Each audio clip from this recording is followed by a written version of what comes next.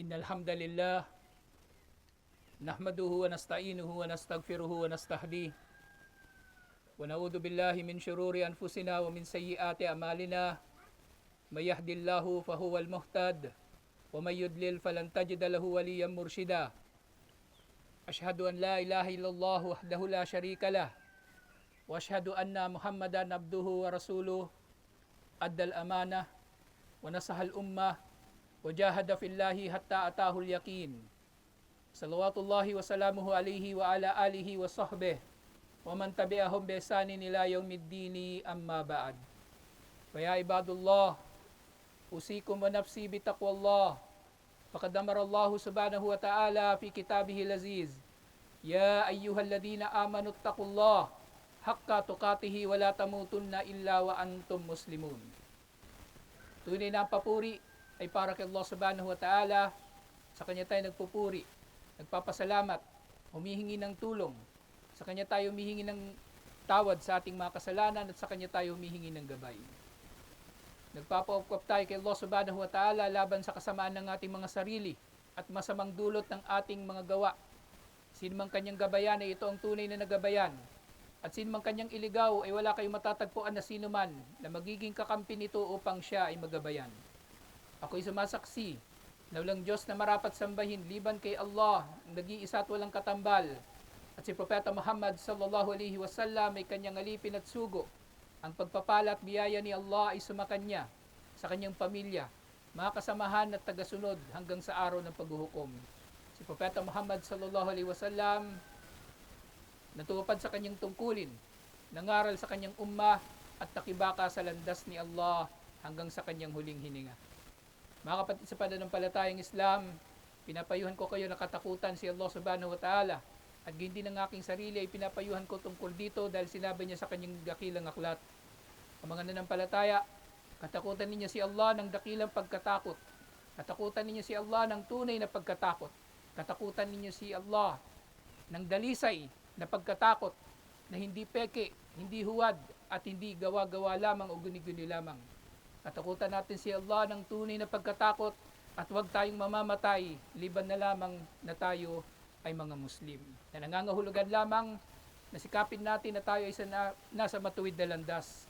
Nasaan man tayong lugar, nasaang panahon man tayo, ano man ang ating kalagayan, magsikap tayo na tayo ay nasa matuwid, insyaAllah. Mga kapatid sa pananampalatayang Islam, ang takot kay Allah subhanahu wa ta'ala ang siyang diwa ng pag-aayuno. Sinabi ni Allah subhanahu wa ta'ala sa layunin dito, la'allakum tattakun, upang kayo nawa ay magkaroon ng takot kay Allah subhanahu wa ta'ala. At gayon din, isinabatas si Allah subhanahu wa ta'ala na iba't ibang mga pagsasabatas sa pag-aayuno. Si Allah subhanahu wa ta'ala ay naghangad na maitakda rito ang ilang mga bagay. At tulad ng sinabi ni Allah subhanahu wa ta'ala, Shahru Ramadan alladhi unzila fihi al-Quran, ang buwan ng Ramadan, ang siyang buwan na kung kailan ibinaba dito ang Quran. Hudan linnasi wa bayyinatin minal huda wal furqan. Ito ay gabay para sa katauhan at malinaw na batayan mula sa gabay at pamantayan ng tama at mali. Kaya sinabi ni Allah, "Faman shahida minkum ash-shahra falyasumhu." Kaya sino man sa inyo ang makasaksi sa buwan na ito ay marapat na pag-ayunuhan niya ito. "Faman kana maridan aw ala safarin fa iddatun min ayamin ukhar." At sino man sa inyo may sakit o naglalakbay, ay bayaran niya na lamang ito sa iba pang mga panahon na maaari na siyang mag-ayuno kung siya ay may sakit o siya ay naglalakbay. Yuridullahu bikumul yusra. At ang mga ito ay sinabatas ni Allah dahil ninanais ni Allah sa inyong pag-aayuno.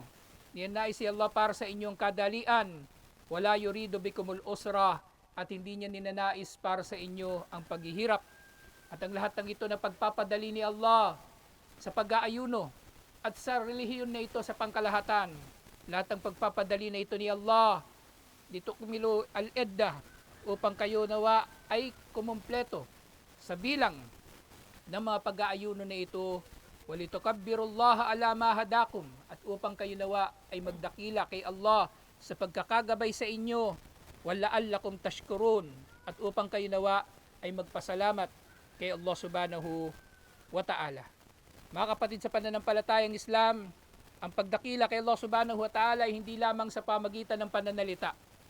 Ito ay sinasagawa maging sa ating mga paniniwala at gawa. Bagkus ay mas mahalaga pa nga ang dalawang bagay na ito, na bago pa natin sambitin ang pagdakila kay Allah subhanahu wa ta'ala sa pamagitan ng ating mga dila, marapat na tayo ay nauna nang dumadakila kay Allah subhanahu wa ta'ala sa ating paniniwala na nagmumula sa ating mga puso. Gayun din ang pagdakila na ito ay nasa pagkilala at pagsamba kay Allah subhanahu wa ta'ala ng nag-iisa at walang katambal. Ito ay pagdakila sa pagkilala kay Allah subhanahu wa ta'ala na bagaman hindi natin nakikita si Allah subhanahu wa ta'ala, ay matatagpuan naman natin sa paligid natin ang bakas ng kanyang kadakilaan sa kanyang mga dakilang dilikha. Na mga dakilang dilikha nito ni Allah ay hindi iral liban na lamang na dulot ng paglikha ng isang dakilang tagapaglikha at hindi lilitaw na lamang ng basta-basta. Ang pagdakila na tinutukoy sa aya na ito ay dahil sa pagkakagabay niya sa atin. Ibig sabihin, dahil nilikha tayo ni Allah, dahil tinutustusan tayo ni Allah, dahil si Allah ang namamahala sa ating mga gawain at sa ating buhay, at siya ang tunay na naghahari at nagmamay-ari sa atin, marapat lamang nakilalanin natin ang kanyang rububiya, pagiging Panginoon, at ang resulta nito na uluhiya, ang kanyang pagiging Diyos. Na tayo ay dadakila kay Allah subhanahu wa ta'ala dahil siya ay naggagabay sa atin, na kung wala ang gabay na ito, tayo ay walang saysay sa mundong ito at gayon din sa kabilang buhay. Gabay na hindi natin masusumpungan, liban na lamang na dahil sa tayo ay ginabayan ni Allah subhanahu wa ta'ala. Walang sinumang taong matalino ang makasusumpong sa gabay ni Allah nang wala ang gabay na ito nagmumula kay Allah subhanahu wa ta'ala mismo. Mula rito, sinabi ni Allah subhanahu wa ta'ala tungkol sa mga tao sa paraiso, na ipagpapasalamat nga nila talaga ng husto. Dadakilain nila ng husto si Allah subhanahu wa ta'ala sa pagkakagabay sa kanila.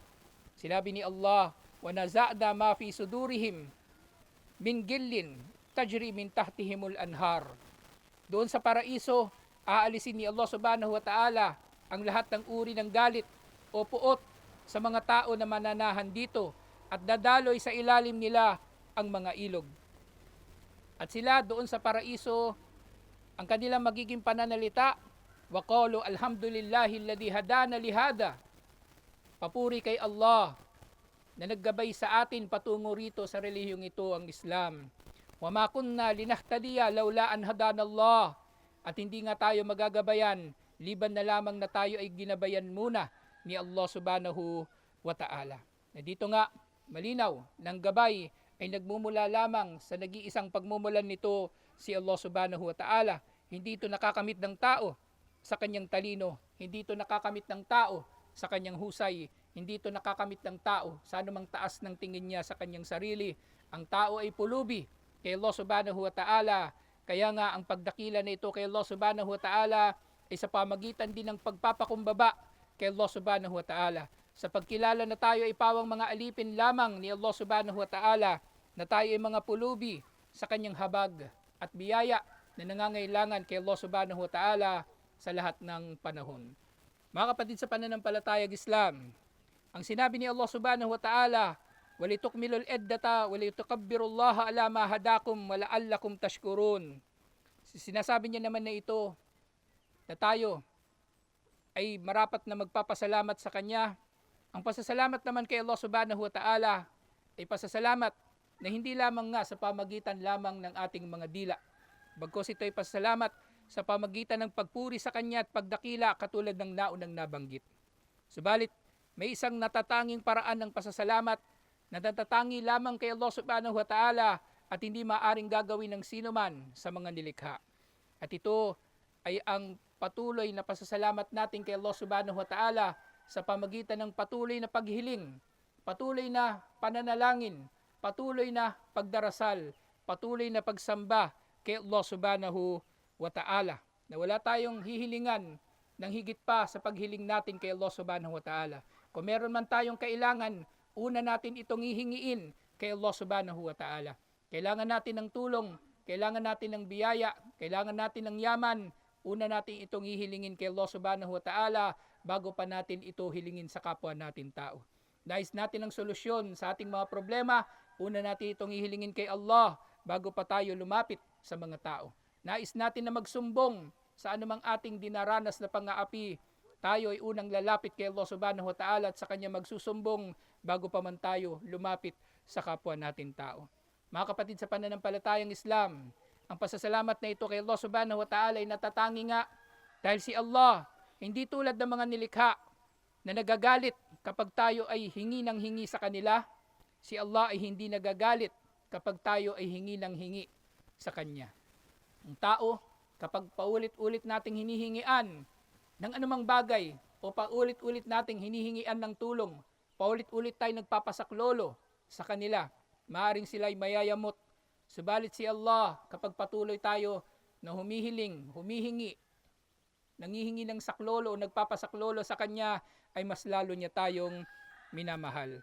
Kaya nga, tayo ay marapat na magpapakita ng pasasalamat kay Allah subhanahu wa ta'ala sa pamagitan ng mga ito.